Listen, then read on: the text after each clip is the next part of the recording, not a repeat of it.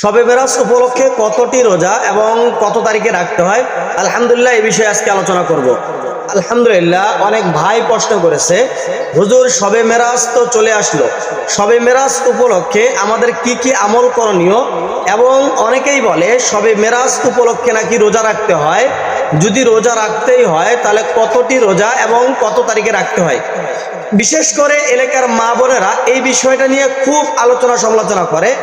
অনেকেই তো না জেনেই বলে থাকে যে শবে মেরাজ উপলক্ষে 2টা অথবা 3টা রোজা রাখতে হয়। দেখা যায় যে কি কি বারে রাখতে হয়, তারা বলে যে 27 রজনীতে যেহেতু শবে মেরাজ হয়েছে, 26, 27 অথবা 27, 28 এই দিনগুলোতে রোজা রাখতে হয়। আসলে কি তাই? কোনো হাদিস কোরআন মোতাবেক কি এই কথা ভিত্তিহীন নাকি ভিত্তি রয়েছে? আজকে বিষয়টি আলোচনা করার চেষ্টা করবো ইনশাল্লাহ।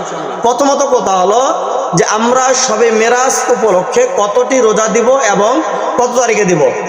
প্রিয় ভাই, আল্লাহর রসুল যেটা করেন নাই, সাহাবা একরাম যেটা করেন নাই, আল্লাহর রসুল সাহাবা একরামদেরকে যেটা করতে বলেন নাই, সেটা আমরা উম্মতেরা যদি উপযাজক হয়ে করতে চাই, তাহলে যতই উপযাজক হয়ে করি না কেন, যতই ভালো কাজ হোক না কেন, আল্লাহর রসুল এবং সাহাবা একরাম যেটা করেন নাই সেটা আমাদের জন্য করা বেদাত, অর্থাৎ হারাম হয়ে যাবে। এটা উম্মতে মুহাম্মাদের জন্য করা জায়েজ নেই। আশা করি কথাটা বুঝতে পেরেছি।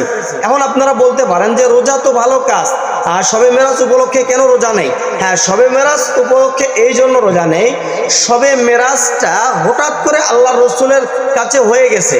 কারণ আল্লাহ রসুলকে জিবরাইলের মাধ্যমে জানানো হয় নাই যে অমুক রজনীতে অমুক তারিখে আল্লাহ তাআলা তার প্রিয় নবীকে তার কাছে নিয়ে যাবেন এবং তার সাথে মেরাজ করবেন, তার সাথে সাক্ষাৎ করবেন বা কথাবার্তা বলবেন। এটা আল্লাহ রসুলকে জানানো হয় নাই, যার কারণে আল্লাহ রসুলও জানেন না কবে, কিভাবে, কোন সময় মেরাজ হবে। যেহেতু আল্লাহ রসুল জানে না, যার কারণে এটার সম্পর্কে কোনো প্রস্তুতি আল্লাহ রসুলের ছিল না।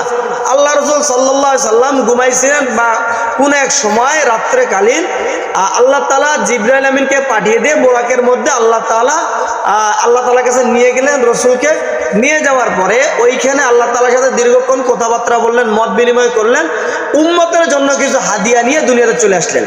তো আল্লাহ রসুলের মেরাজটা হঠাৎ করে হয়ে গেছে। আল্লাহ রসুল জানতেন না যে আজকে রজনীতে আল্লাহ রসুলের মেরাজ হবে। যদি জানতো তাহলে আল্লাহ রসুল সাহাবা একরাম থেকে ডাকে আর সামনে রাখতো যে আজকে আমি অমুক সময় মেরাজে যাব, তোমরা থাকো, তোমাদের সামনে আমি যাব। আল্লাহ রসুল এটা করতেন, কিন্তু আল্লাহ রসুল এটা করেন নাই। তার মানে আল্লাহ রসুলও জানেন না তখন পর্যন্ত, যখন পর্যন্ত জিবরাইল আমিন আল্লাহ রসুলকে নিতে আসেন নাই। অতএব আল্লাহ রসুল যখন কোনো আমল করেন নাই মেরাজ সম্পর্কে, সাহাবা একরামদেরকে করতে বলেন নাই, তাহলে শুধু রোজা নয়, শবে মেরাজ উপলক্ষে যে কোনো আমল করা শবে মেরাজকে কেন্দ্র করে উম্মতে মুহাম্মাদের জন্য জায়েজ নেই। হ্যাঁ, আপনি রোজা রাখতে পারেন, আমল করতে পারেন। যেমন সামনে আসতেছে শবে বরাত উপলক্ষে আপনি রোজা দেন, আলহামদুলিল্লাহ, এটা জায়েজ আছে, আল্লাহ রসুল দিয়েছেন, সাহাবা একরাম দিয়েছেন, আপনি দেন। আপনি এই মাসেও রোজা রাখতে পারেন, তবে শবে মেরাজ উপলক্ষে নয়।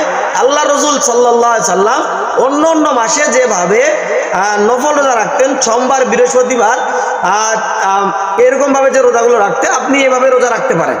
তবে শবে মেরাজকে কেন্দ্র করে আপনার কোন আমল অথবা রোজা ব্যক্তিগতভাবে করা জায়েজ নেই। আশা করি বিষয়টা বুঝতে পেরেছেন।